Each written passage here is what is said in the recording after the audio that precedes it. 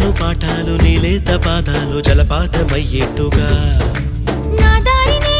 మళ్ళించగా నీకెందుకు అంత పంతం మంచేతిలో ఉంటే కదా ప్రేమించడం మానటం